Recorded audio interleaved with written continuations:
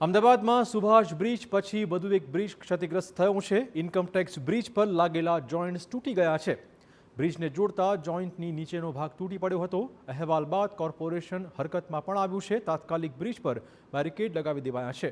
7 વર્ષમાં જ બ્રિજને 2 થી 3 વખત રિપેર કરવાની ફરજ પડી છે। બ્રિજ બનાવનાર રણજીત કન્સ્ટ્રક્શન કંપની સામે પણ કોઈ કાર્યવાહી થઈ શકી નથી। રોડ એન્ડ બિલ્ડિંગ કમિટીના ચેરમેને કંપનીને છાવરવાનો જાણે પ્રયત્ન કર્યો છે।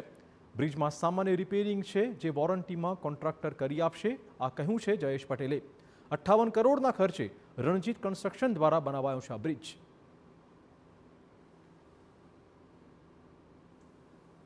નિરીક્ષણ દરમિયાન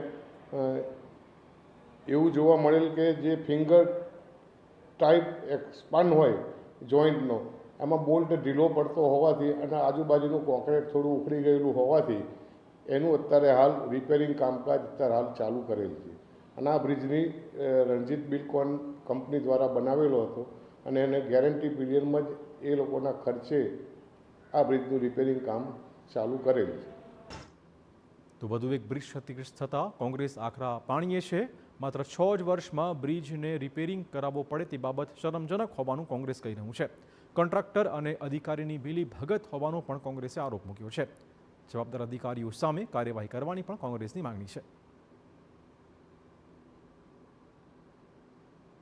બ્રિજની ઉપર આખા ખિલ્લા હોય, ઉખડી ગયા હોય, એનો જે બોલ્ટ છે એ પણ નીકળી ગયો હોય।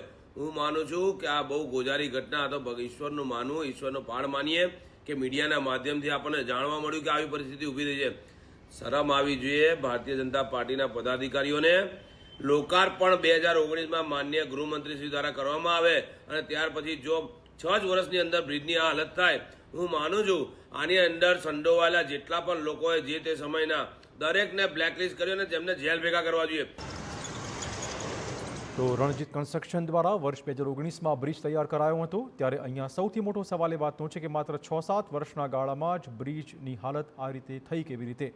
અને કંપની દ્વારા માત્ર 10 વર્ષની વોરંટી જ આપવામાં આવી છે, તો બ્રિજમાં વોરંટી પીરિયડ ઘટાડવામાં કોનો લાભ તે પણ એક મોટો સવાલ છે।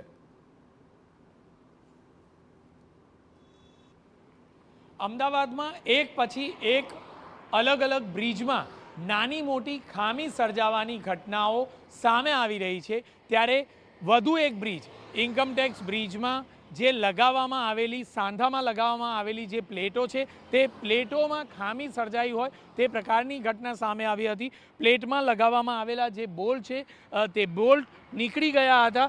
જે બોલ્ટ છે તેને હાલમાં તમામ બોલ્ટને કાઢી દેવામાં આવ્યા છે। મહત્ત્વની બાબત એ છે કે આખરે હિપોક્સી લગાવવામાં આવે તો કયા પ્રકારે આ બોલ્ટ નીકળી શકે તે સૌથી મોટો પ્રશ્ન છે। સાથે જ જોઈએ તો જે કામગીરી કરવામાં આવી છે તેની સામે પણ એટલા માટે સવાલ ઊભા થઈ રહ્યા છે કારણ કે વર્ષ 2019માં બ્રિજનું નિર્માણ કરવામાં આવ્યું હતું।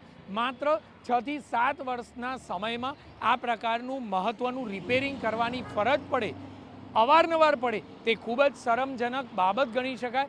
સાથે જ 10 વર્ષની વોરંટી બ્રિજમાં આપવામાં આવે છે, ખૂબ જ નજીવી માત્રામાં જ કહી શકાય કારણ કે અંગ્રેજોના સમયના કેટલાય બ્રિજ અમદાવાદમાં છે કે જે 50 થી 100 વર્ષ જૂના થયા, પરંતુ તેમ છતાં તેમાં કોઈ પણ પ્રકારની ખામી સર્જાઈ નથી। ત્યારે કોર્પોરેશન દ્વારા માત્ર 10 વર્ષની વોરંટી આપવામાં આવે છે અને તેમ છતાં 7 વર્ષની અંદર જ બ્રિજ તૂટી જતા હોય, બ્રિજમાં ખામી સર્જાતી હોય, તે પ્રકારની ઘટના ખરેખર અમદાવાદ મહાનગરપાલિકાના તમામ અધિકારીઓ માટે લાંછન સમાન છે।